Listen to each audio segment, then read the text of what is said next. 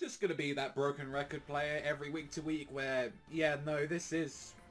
I'm watching this every week. It's my favorite show to sit down and just watch.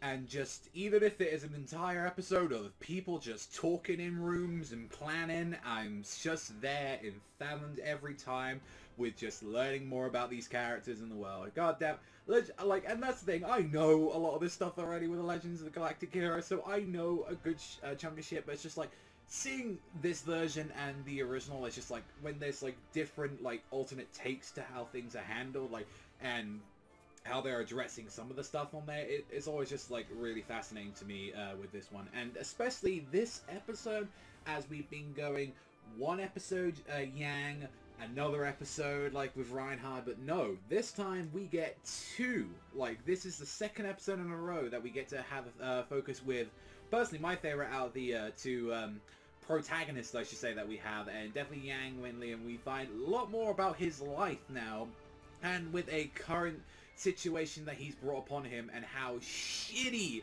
like the politics are, like with the Free Planets Alliance. It's like Reinhardt's like with everything that we've seen with his empire and all that, they've got issues, but oh god, Yang Wenli and his entire Free Planets Alliance like is just scummy as well. It's the one thing I love about this show. It shows you perfectly, yeah, no, he may be evil, like this side where it's like they've got some evil people in here, but it's like, no, both sides have assholes fucking controlling it from the front lines, as we see like a memorial service with like, we see like the leader like of the Free Planets Alliance, which like I think was Trunet was his name, like Bob Trunet, and it's like, he's there, blonde piece of shit, like politician, you know, the guy who's there giving the speech. He's like, 1.5 million people died for a losing battle, and he's there like, no, long live like the Free Planets Alliance, we are here, you know, glorious. It's like, every single one of you fighting for our country and all that, fighting for our rights, and is giving the whole fucking shabam. And like, like Yang's there, clearly doesn't want to be there, and he's like, you know, all of those brave soldiers and everything that gave their lives, and Yang's just there at the side, like, he's like, you know, we could have actually won this if we didn't have incompetent people running this, and like, you keep pushing towards trying to attack these places. And it's like, he was getting some glares from people. He was having people stare him down while he was like kind of saying his piece, and of course a lot of people were there like going, yes, yes, glorious, glorious, and he ain't standing. He's just like, I like to use my my rights that I have being on this on this planet to not saying the reasons why I'm not standing up, and I'm using my free rights to I'm not gonna stand up. And you see, there is one guy that is a fucking, who's true as like bootlicker. He's his fucking bitch, his dog, where he's like there, like look like he's now gonna snap Yang's neck, and is like, no, it's fine, don't worry about it.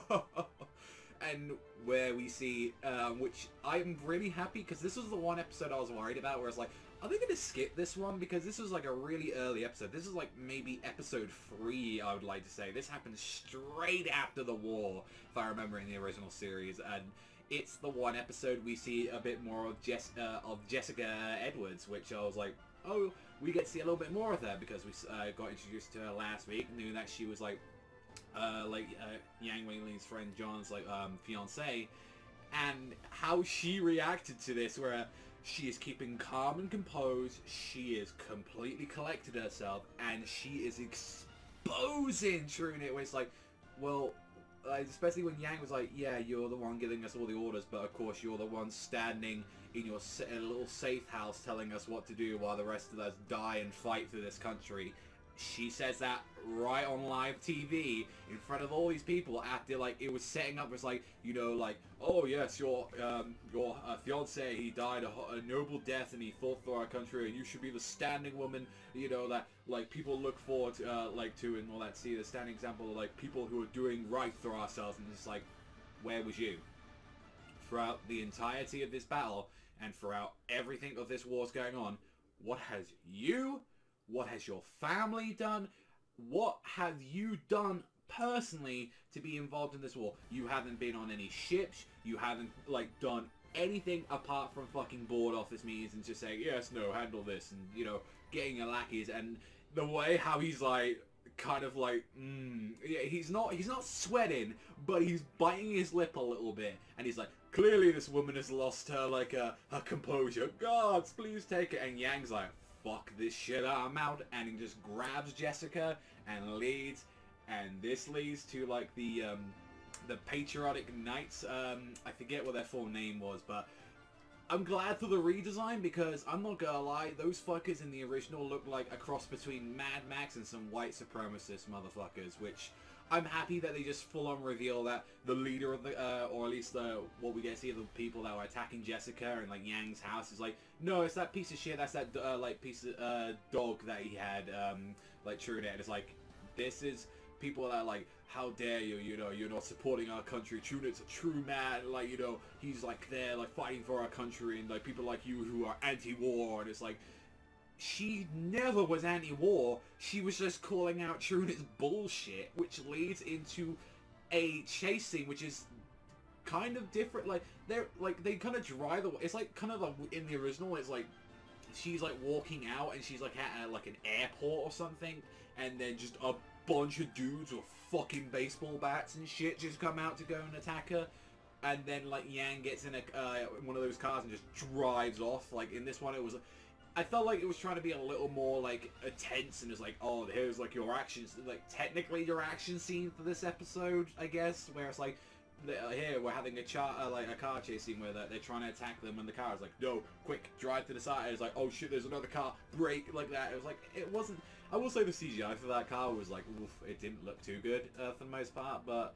I mean, overall that was fine. It's still conveying the same thing of like, oh, we need to get out of here. It's just, it looks less, like, I guess it looks less intimidating than like 16 dudes with like fucking guns and bats and spikes and everything that they had in the original version, and like when they're escaping. Although we see a little bit more with his adopted son for the most part, like his who he's taken in, Julian, which turns out it's like, yeah, no, obviously with being a war orphan, he's actually pretty much looking after Yang's place. He's also as well, like, he's like close to graduating, where he said he's going to be a soldier, but no, Yang's like, I'm going to pay off those loans so you don't have to worry about that. You do what you want to do. Kind of show this nice little side of Yang where it's like, he clearly actually gives a shit about this kid's future, and he's like, you know, well, he's like, well, he considers, you know, like, Yang his father, and he's like, well, you know, my father, you know, so you're my father, you're a soldier, and like, Yang is like, yeah, my father was a merchant, didn't mean I went to become a merchant, I just happened to be in this situation with it. I was like,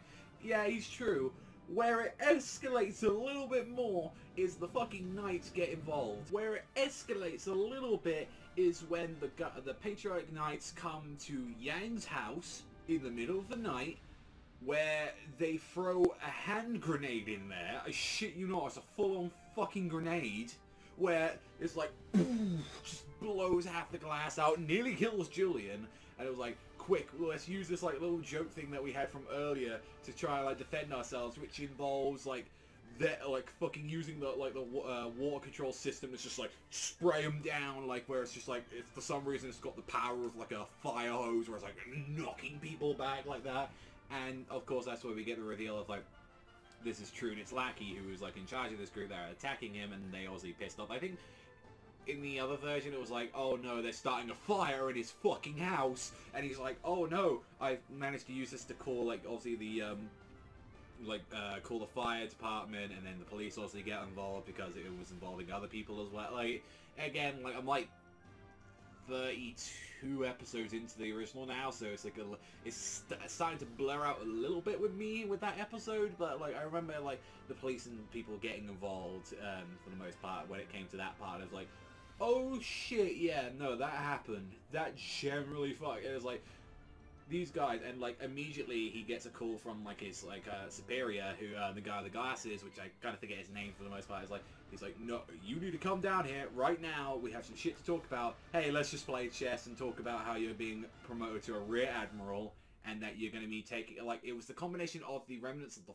4th and the 6th fleet, I believe, where it was like, you're going to be in charge of these people on a very small, this is going to be the new thing, the 13th fleet, and you're going to be in charge of them. He's like, well, I'm a rear admiral. Like, why am I in charge of them? Shouldn't that be clearly someone with higher rank? And he's like, but it's half the fleet number, and you've got one mission right now, and that's to Isoleron, I believe this, or Isoleron fortress, which is like, I remember seeing that in the original. I'm like, oh, you guys, you are gonna have a hard time going on that. And that's where I think this version is gonna focus quite a little bit on, because obviously there's still a lot of characters that we have to meet from the 13th fleet, which, by the way, I fucking love Yang's, the people that have Yang have on board and all that. A lot of them are a lot of fun, so I'm looking forward to them, because it's like, this is our final option, and how, like, obviously, like, with his, the headmaster, and also as well with his, also as well his kind of